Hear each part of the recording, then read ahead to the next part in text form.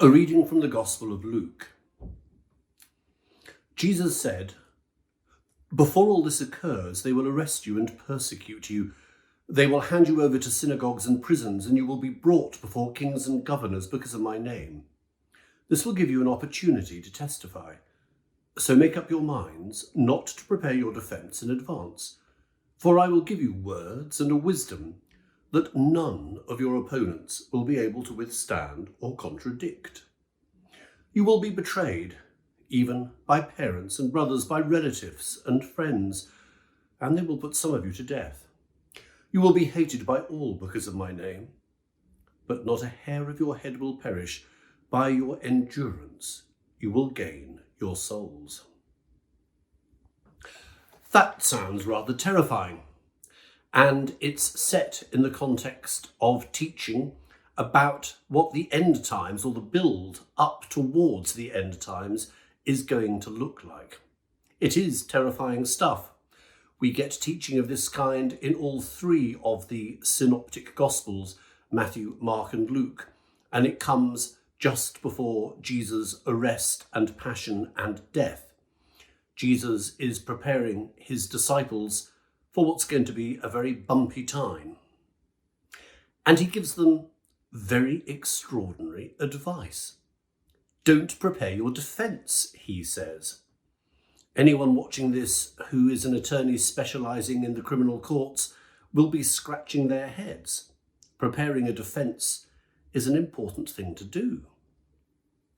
Jesus, when he talks of defence, is talking about something rather more subtle perhaps, and the clue is in the Greek, because the word that Jesus is using here in Luke's Gospel is actually the word from which we get our word apology.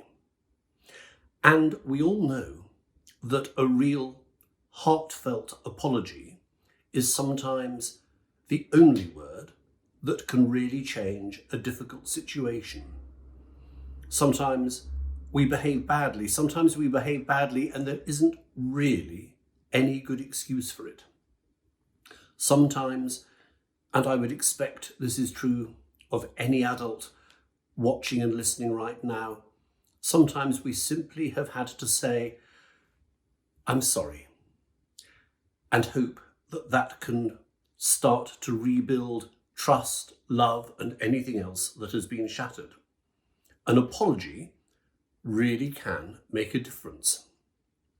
And theologically, it ought to make a difference, because the word apology really means literally putting a word before people, apologia. And Christians, and this is what Jesus is really telling his disciples, Christians are called to put the word in front of the world, even and especially when the world is in crisis. Put the word, put the living Christ in front of the world, because that can make a difference.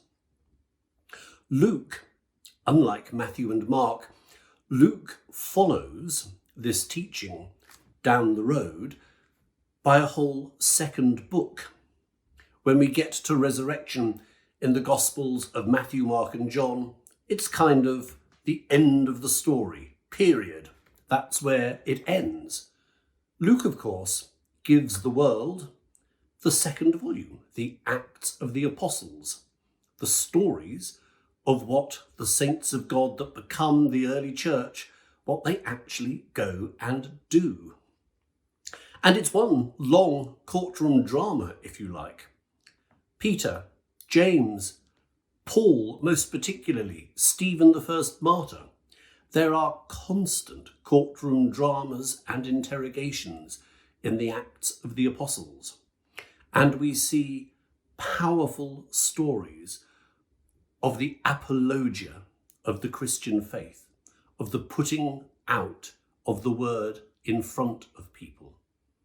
That is Christian mission and Christian ministry. The world is certainly in crisis at the moment.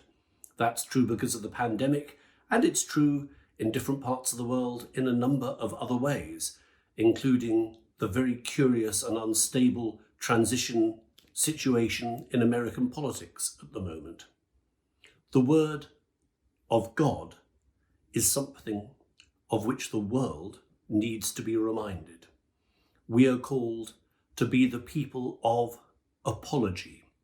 We are called to put the word of God out there in front of the world. Don't worry, says Jesus, if that feels intimidating. I will give you the strength to do it, and the world needs to hear it. I hope we're up for the challenge. Amen.